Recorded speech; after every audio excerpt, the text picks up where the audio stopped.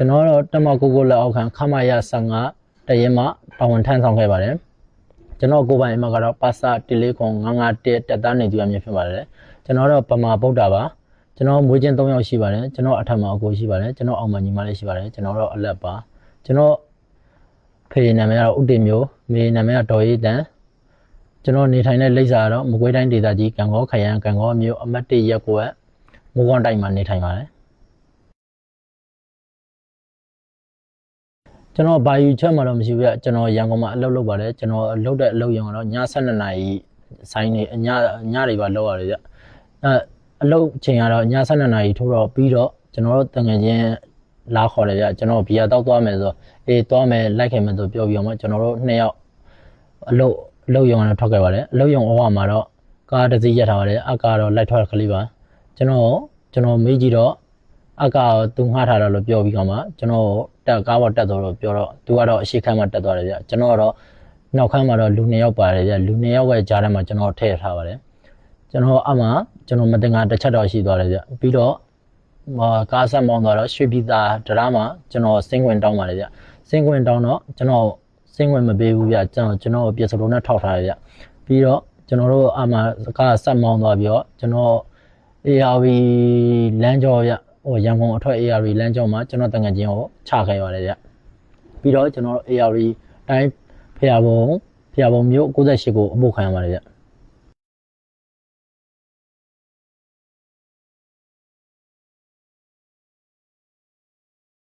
ကျွန်တော်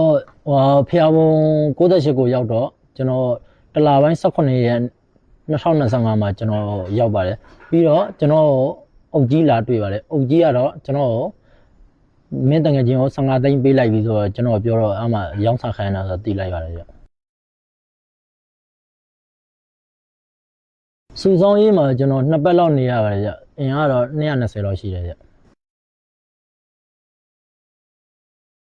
ကျွန်တော်စုဆောင်းရေးနဲ့တစင်တောင်ကိုအုပ်တွင်တမ်းမြေလေးချင်း6ကိုပို့ခံပါတယ်ဗျအမှတော့စစ်တင်တန်းတက်ပါတယ်ဗျကျွန်တော်စစ်တင်တန်းကို2လပိုင်း18ရက်2025မှာစတက်ခဲ့ပါတယ်ဗျတင်တန်းအမှတ်စဉ်ကတော့10မြင်းဆောင်2025ဖြစ်ပါတယ်ဗျ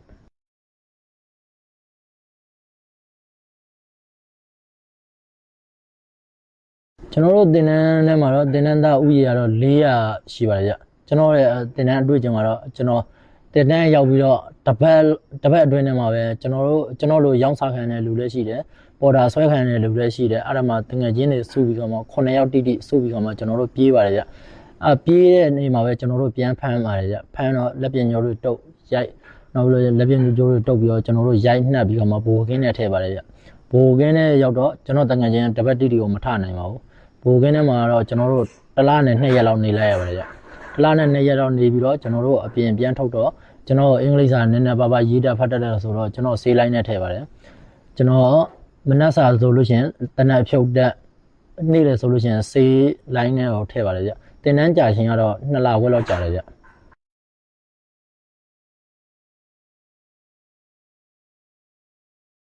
တင်တန်းဆင်းတဲ့အချိန်မှာတော့တက်ကိုတော့မပို့သေးဘူးဗျကျွန်တော်တို့တောင်မင်းတမ်းမြေလေးချင်းခွန်ကိုပို့ခံရပါတယ်ဗျမိုးမှန်တက်ရပါတယ်ဗျ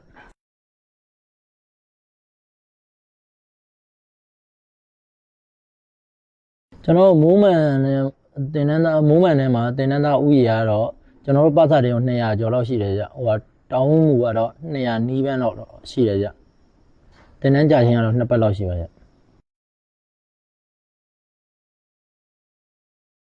မိုးမှန်တင်တန်းဆင်းတဲ့အချိန်မှာကျွန်တော်တို့ခမရ15တရင်ကိုပို့ခံရပါတယ်ဗျ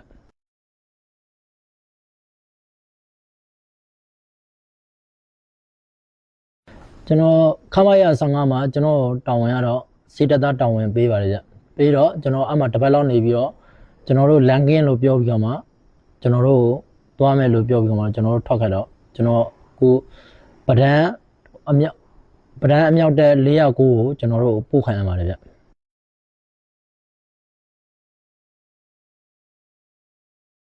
ပဒန်းကိုကျွန်တော်တို့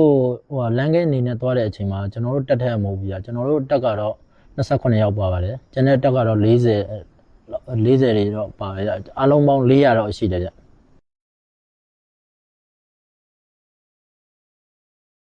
ပဒန်းကိုရောက်တဲ့အချိန်မှာလမ်းကဲတာဝန်ထမ်းဆောင်တာမရှိဘူးဗျာကျွန်တော်တို့အမြောက်တက်409ထဲမှာပဲနှစ်ပတ်တီထည့်ထားပါတယ်ဗျာ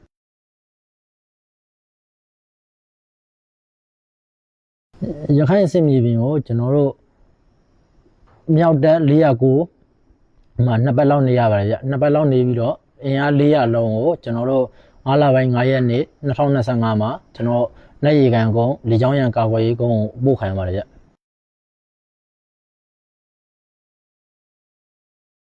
ရခိုင်စစ်မြေပြင်ကိုရောက်တော့ကျွန်တော်တို့ပတ်စံအနေနဲ့အရှိအဆုံးကိုပို့ခံရတာဗျကျွန်တော်တို့စေးတက်သားတောင်ဝင်ဆိုတော့ကျွန်တော်သူစေးဘူးလေးနဲ့ကျွန်တော်သူ့ရဲ့သူတို့နောက်နီးနီးလေးမှာပဲနေရပါတယ်ဗျကျွန်တော်ရှေ့တန်းမှာတော့တိုက်ပွဲရတော့တစ်ချိန်လောက်ပဲဝင်ဘူးပဲလေဗျဝင်ဘူးတော့ဒါမှတိုက်ပွဲတော့နေ့တိုင်းလိုဖြစ်နေတယ်ဗျအေကလက်နက်ကြီးနဲ့ပြေးလိုက်စနိုက်ပါနဲ့ပြေးလိုက်0.5တွေနဲ့ကုတ်လိုက်ဒုံးနဲ့ချလိုက်သူတို့တန်ပြန်ဟိုဘက်ပြေးလိုက်ဒီဘက်ပြေးလိုက်လှုပ်ပြီးတော့မှကျွန်တော်တိုက်ပွဲနေ့တိုင်းတော့ရှိပါတယ်ဗျ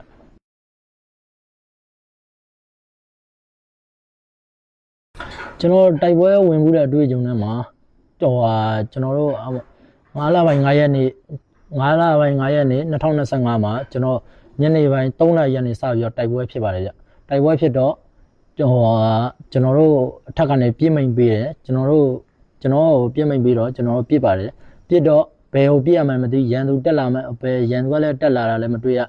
ကျွန်တော်ပြစ်ဆိုတော့ကျွန်တော်ဥဒိယဘက်ကိုပြစ်လိုက်တယ်ကျွန်တော်ရန်သူတက်လာမှလမ်းကြောဘက်ကိုပြစ်လိုက်တော့ကျွန်တော်ဘရောဘက်ကတက်သား3ယောက်ကအဘက်ကိုရောက်နေတာတော့ကျွန်တော်လည်းမသိဘူးဗျအမှကျွန်တော်ပြစ်လိုက်တော့3ယောက်ကျသွားတာတော့ရှိတယ်ဗျ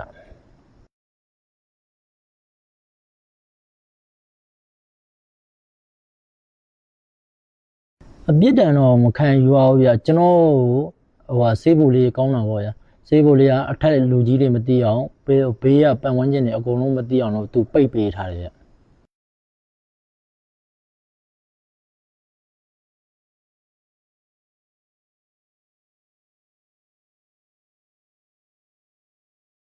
ရှိတယ်ဗျတော်တော်များများရှိတယ်ဗျ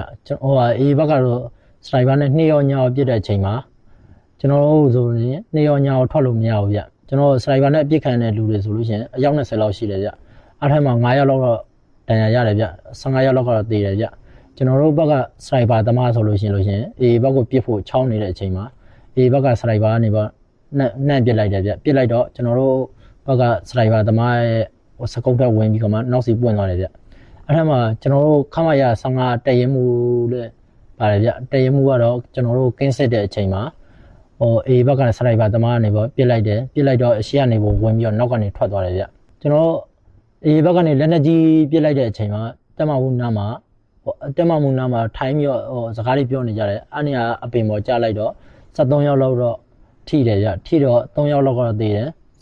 10ယောက်လောက်ကတော့အပြင်းထန်ဒဏ်ရာရတယ်ကျန်တဲ့နေရာတွေလက်နက်ကြီးနဲ့ထူတော့လဲသေကြတယ်ဗျdrone ကတော့လာပြီးတော့အေးဘက်ကနေပေါ့လွတ်တယ်လာချတယ်ကျွန်တော်ဘက်ကတော့အသေးပြောက်တော့မရှိဘူးဗျတန်ရရတာတော့ရှိတယ်အမှ9လပိုင်းထဲမှာအေးဘက်ကနေပေါ့ 0.5 နဲ့ကုတ်လိုက်တဲ့အချိန်မှာကျွန်တော်တို့ဘူမူ14ခမရ14ရဘူမူတယောက်မျက်နှာမနဲ့စောတော့တော့8နာရီလောက်ရှိတော့မှာဗျအမှအေးဘက်ကနေပေါ့ 0.5 နဲ့ကုတ်လိုက်တဲ့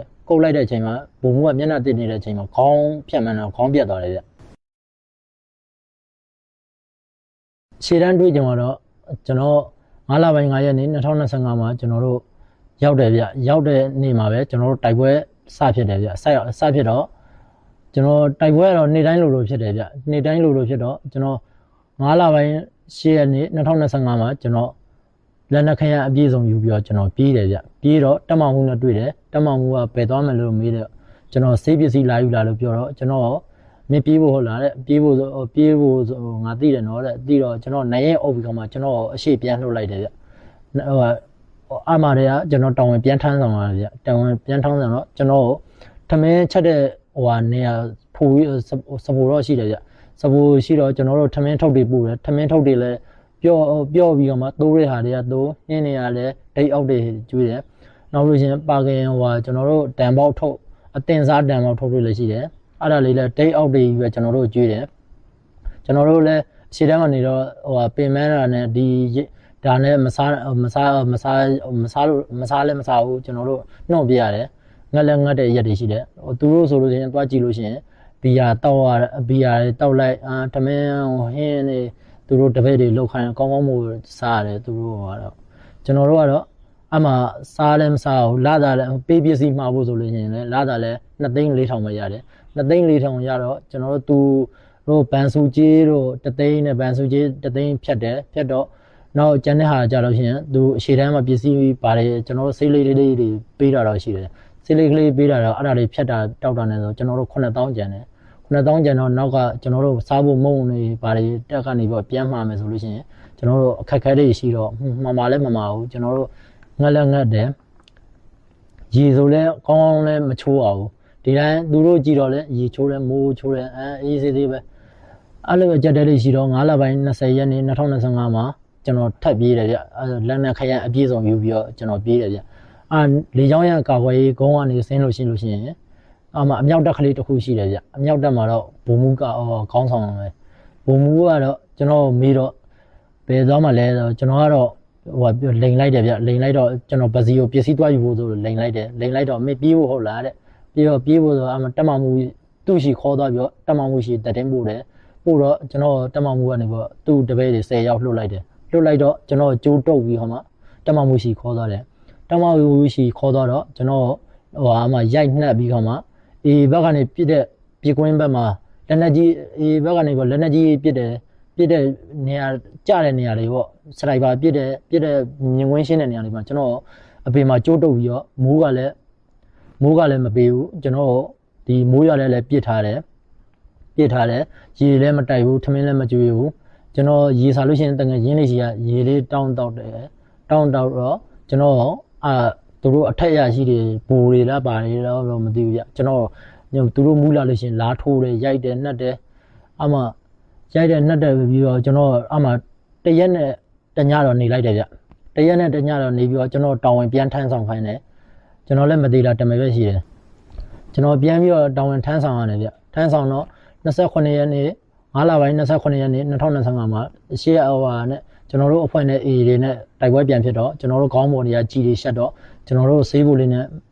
နောက်ကိုဆုတ်တယ်ကဘာလုံးဘက်ကိုဆုတ်ကြတော့ကဘာလုံးဘက်ကိုဆုတ်တော့တက်မမှုတပည့်တွေနဲ့တက်မမှုနဲ့ခြံစည်းရိုးနားမှာစောင့်နေကြခြံစည်းရိုးနားမှာစောင့်တော့မင်းတို့ဆုတ်လာပြန်ပြီလားဆိုတော့ကျွန်တော်တို့မေးတယ်ကျွန်တော်တို့မေးတော့ကျွန်တော်တို့တနက်နဲ့လည်းပြည့်တယ်တက်မမှုတပည့်တွေကတက်မမှုကပြစ်ခိုင်းတာတက်မမှုတပည့်ကကျွန်တော်တို့ပြစ်တယ်အသေးပြစ်တာပေါ့ကံကောင်းတယ်ဗျာကျွန်တော်အကြည်စံတော့ကျွန်တော်တို့မထိလိုက်ဘူးကျွန်တော်ဒါပေမဲ့ကျွန်တော်ပေါင်ခွာကြလေးကနေပဲထွက်သွားတော့ကျွန်တော်လည်းကြောက်သွားတယ်ဗျကြောက်သွားတော့ကျွန်တော်တို့ဖန်လာလိုက်ခဲ့ကဘာလုံးဘက်ကိုခေါ်သွားတယ်ဗျကျွန်တော်အမှဆေးပူလေးကတက်ထားတယ်ကျွန်တော်ကြတော့ကျိုးတုပ်ပြီးတော့ထုံးစံတိုင်းပဲပြေကွင်းဘက်မှာလည်းထားတယ်အမှတရက်လောက်နေပြီးတော့မှကျွန်တော်တောင်ဝင်ပြန်ထမ်းဆောင်ရတယ်ဗျ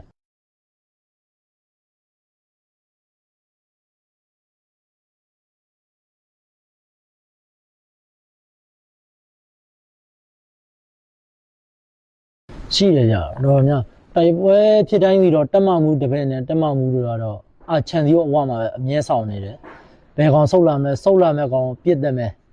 အဲ့လိုမျိုးပြောတယ်ပြောတော့ကျွန်တော်မျက်မြင်ကိုတွေ့နေတော့ပါစာ2ယောက်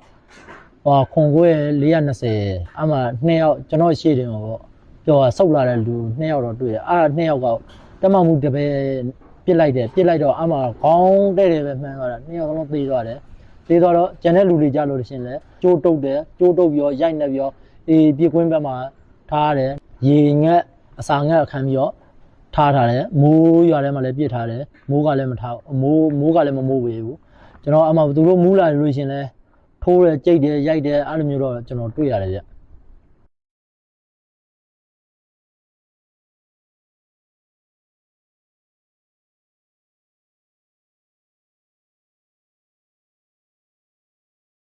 ရှိတယ်ဗျတော်တော်များများရှိတယ်ဗျတော်တော်များများဆိုရှိတယ်ဆိုတော့သူ60လောက်ရှိတယ်ဗျဆရာတွေရောတောင်ဝင်းမှုတွေရောပါစာတွေရော60လောက်ရှိတယ်ဗျ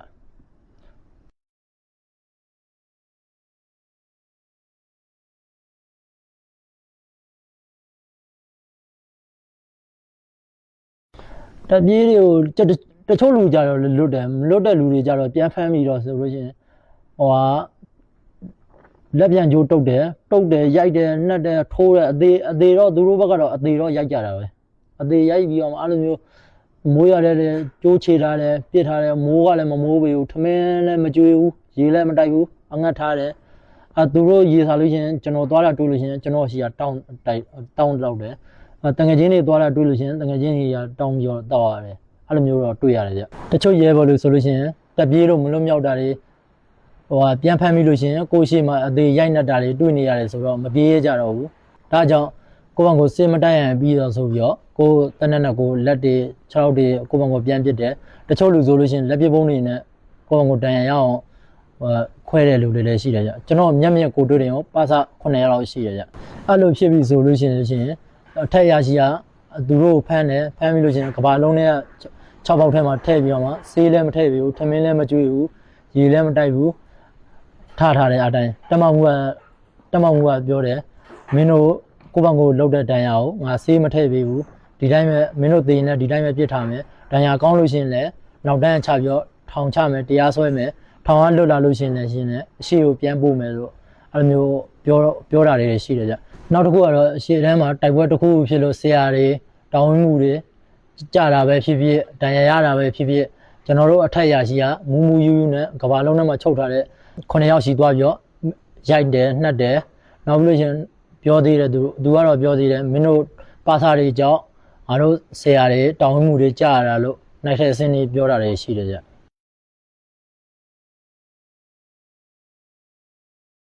ရှိတယ်ဗျတော်တော်များများရှိတယ်ဗျ W1 ဆိုလို့ရှိရင်လူတော်တော်များများသုံးတယ်ဗျ W1 တော့ထောက်ဖို့လမ်းကြောင်းတွေပေါ့ကားတက်လာတဲ့အချိန်တွေဟိုရတယ်ဗျကိုကျန်တဲ့ကို W1 မသိတဲ့လူဝယ်လို့ရှိလို့ရှိရင်တစ်လုံးကို3000ဗျသိတဲ့လူဝယ်လို့ရှိရင်3လုံးကို1000ခွဲနဲ့ရတယ်ဗျကျန်တဲ့မူရစေဝါကတော့ BEC လို့ရှိရင် BEC လိုချင်လို့ရှိရင်တပူးကို4000ဟိုအာမီလိုလို့ရှိလို့ရှိရင်ဒပလင်းကို3000သူတို့ကားမတက်လာတော့ကြာလို့ရှိလို့ရှိရင်အမှကျွန်တော်တို့မှောင်ကိုဈေးလေးရှိတယ်ဗျမှောင်ကိုဈေးလေးမှာတော့ဝယ်လို့ရှိရင် BEC က8000ထိပေါက်တယ်အာမီ1ကတော့အာမီကတော့ဟို6000ထိရှိတယ်ဗျ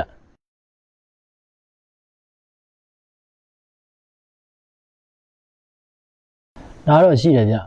ကျွန်တော်တို့အထက်ရရှိပြောတာတော့ A ကနေပေါ့အောက်လန်းနီးနဲ့တိုက်ခိုက်တာလို့ပြောတယ်ဗျကျွန်တော်တို့ဘက်ကကြာသွားတဲ့ရဲဘော်ဆိုလို့ရှိရင် A ဘက်ကနေပေါ့အသားစိမ်း5စိမ်းကြီးကျွေးပြောင်းကျွန်တော်တို့ပြန်တိုက်ခိုက်တာလို့ပြောတယ်ဗျ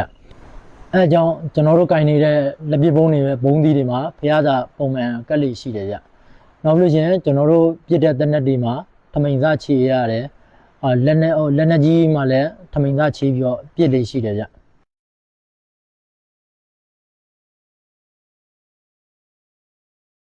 စက်ကောင်ဒီတက်ထဲမှာနေခဲ့တော့ကတော့ကျွန်တော်ကြားသိခဲ့တာတော့အေးဆိုတာဒါရုံပါတယ်ဟိုအလင်းဝင်တဲ့ဆိုရင်ဒါစစ်စီမေးမြန်းပြီးတော့ရိုက်နှက်တယ်အဲ့လိုမျိုးတန်ကြားရတယ်နောက်လို့ရှိရင်ဟိုကိုကျွန်းကိုတူးခိုင်းပြီးတော့မှကျွန်တော်တို့မေးမြန်းပြီးလို့ရှိရင်နောက်ကဝင်းရတုံးနဲ့ရိုက်တက်တာလို့ကြားသိခဲ့ရတယ်ဗျ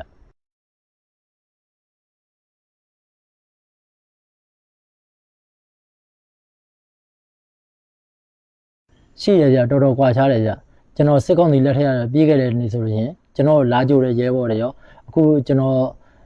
လက်ရှိရဲဘော်တွေရောဆိုလို့ရင်ကျွန်တော်တို့အတူတူစားညီကိုရင်းချလို့နေကြတယ်ဗျသူတို့ကျွန်တော်တို့အထက်ရရှိပြောတဲ့စကားနဲ့ကိုကျွန်တော်ရောက်နေတဲ့အေးနဲ့တခြားစီပဲဗျကွာတယ်ဗျကျွန်တော်အလင်းဝင်လာတာတော့ကံကောမှာရှိတဲ့တော်လိုင်းတစ်ဖွဲ့တွေကကျွန်တော်ဦးလေးနဲ့ချိတ်ဆက်ပြီးတော့ကျွန်တော်ဝင်လာတာပါကျွန်တော်ဝင်လာတဲ့ရက်စွဲရတော့9လပိုင်း29ရက်2025ဖြစ်ပါတယ်ကျွန်တော်အဲ့နေ့မှာကျွန်တော်တို့တငယ်ချင်း3ယောက်ပြေဟိုအလင်းဝင်ဖို့ပြောထားတယ်ဗျအလင်းဝင်ဖို့ပြောတော့အမှကျွန်တော်တို့နေ့လယ်စာ17နာရီကကျွန်တော်တို့တငယ်ချင်း3ယောက်ပြေးခဲ့တယ်ဗျပြေးခဲ့တော့သူတို့နဲ့ကျွန်တော်ကတော့လွတ်ခဲ့တယ်သူတို့2ယောက်ကတော့ပြန်ဖမ်းမိသွားတယ်ဗျပြန်ဖမ်းမိသွားတော့ကူးလောက်ဆိုလို့ရှိရင်သူတို့ရှင်မလားဟိုဒီမလားတော့ကျွန်တော်လည်းမသိဘူးဗျကျွန်တော်ဆန္ဒကတော့ကျွန်တော်ဦးလေးနဲ့ချိတ်ဆက်ပြီးဦးလေးရှိသွားမယ်ဦးလေးရှိသွားပြီးတော့ဒေါ်လာရဲ့အဖွဲ့ထဲမှာဦးလေးနဲ့ပူးပေါင်းပြီးတော့မှဒီကောင်တွေပြန်ဆောင်မယ်ကျွန်တော်ဒါကတော့ကျွန်တော်လက်ရှိဆန္ဒပါ ရှိရကြတော်တော်များတယ်ဗျအရာရှိတွေရောဆရာကြီးတွေရောရှိသေးတယ်ဗျကျွန်တော်သူတို့မှာကျွန်တော်တော့ခင်ဗျားတို့ကျွန်တော်တို့အထက်ရရှိတွေပြောနေတဲ့အေးဆိုတာကျန်းတန်းရုံမှတယ်အလင်းဝင်လာလို့ရှိရင်လည်းတက်တယ်ဆိုတော့မဟုတ်ပါဘူးဒီကောင်လေးရှောက်ပြောနေတာကျွန်တော်သာကြည့်ပါဒါကြောင့်ခင်ဗျားတို့ကျွန်တော်ပေးခဲ့တဲ့ဖုန်းနံပါတ်သာဆက်သွယ်လိုက်ပါကျွန်တော်တော်လိုင်းထဲမှာဆက်ရှိနေမယ်ကျွန်တော်ခင်ဗျားတို့လာကြို့ဖို့အဆင်သင့်ပါပဲညီကိုလေးကျန်းကျန်းမာမာနဲ့ပြန်ဆောင်ကြပါသေးတယ်အဲ့ဒါလေးပဲမှန်ကြပါလေကျွန်တော်မှမိမရှိတယ်ကြအဖေမေလည်းရှိတယ်ညီကိုမောင်နှမတွေလည်းရှိတယ်ကျွန်တော်ဒီကနေမှကျွန်တော်တော့သူတို့ကျမ်းမာရေးဂရုစိုက်ပါကျွန်တော်ကဒီမှာကျမ်းမာရေးတောင်းမြည်ပါပဲကျွန်တော်ဦးလေးရှိသွားဖို့စီစဉ်နေပါပြီကျွန်တော်မကြခင်မှာမိသားစုရှိကိုပျော်ပျော်ရှင်နဲ့ပြန်လာတော့မှာပါဒါလေးပဲမှားကြပါလေ